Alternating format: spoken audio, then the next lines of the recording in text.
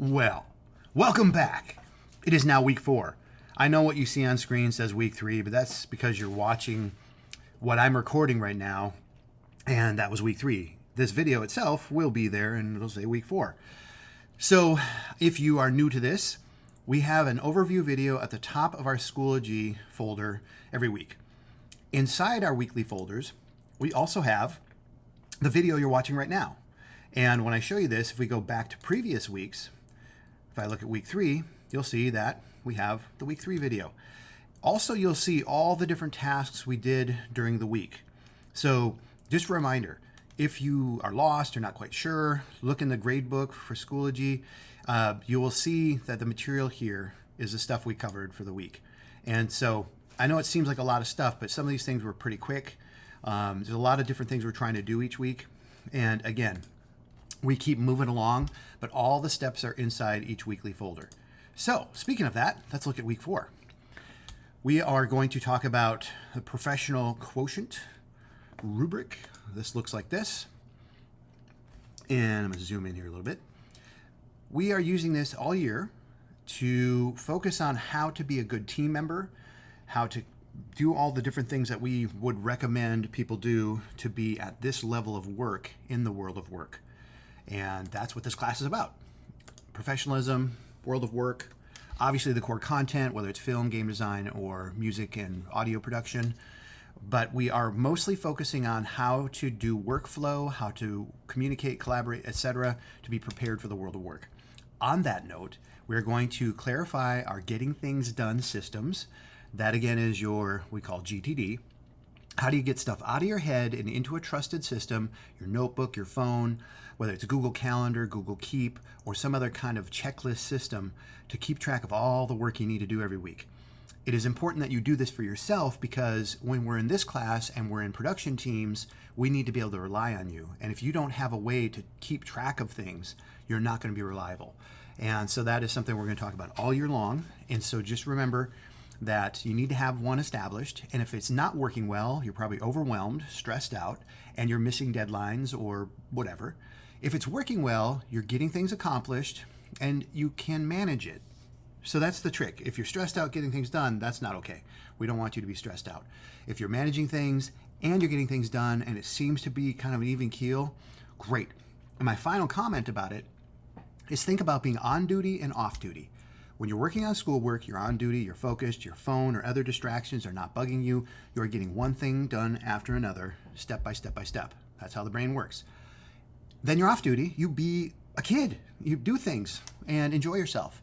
So really try to inhabit that. Am I on duty? Focus. If I'm off duty, go live life. Each session right here is, we do a 3-week plus work session, pre-production, production, post-production makes up a session. We're starting session 1 this week, and we do 5 sessions a year. And as I was saying, they get longer each session as we get more skills and we're more capable as team members. We can do more stuff, so we get a little more time to go bigger, faster, better with our production. So we're going to talk about that. We are going to update our project tracking sheet, which is always located at the top of our folder, and the project tracking sheet is where we track all the little details we need to do to maintain the production workflow.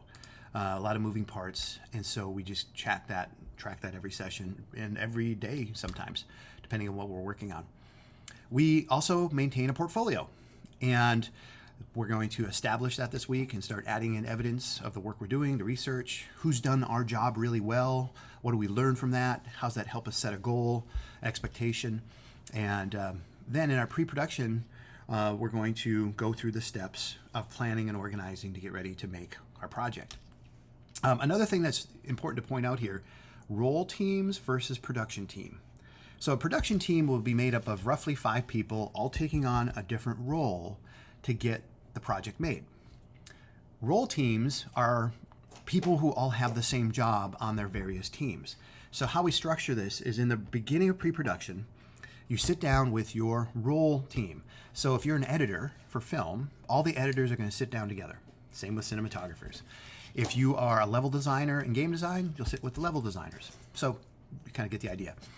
We spend a few days establishing the goals for our role for the production. In this class, we do not grade teams. We do not grade the work of the team, meaning the film, the game, the song. That stuff is not graded because that's just too weird and squishy. We give feedback, but each person is responsible for what their role was supposed to do for that production cycle. And that's where the assessment comes from. We bring in the advisory committee at the end of the session. The students pitch their film, their game, their song, or audio creation. And then we have a slideshow for the team. And in the slideshow, each student highlights what they were supposed to do for their role, their intention, their goal that we set right away in the beginning of the project. And they show in the slideshow that they actually achieved that they set their intention day one of the project and worked on the project with their team. And at the end of it, we have evidence that they put in the slideshow that we can share with the class for peer review and with the advisory committee for professional review of what they actually accomplished.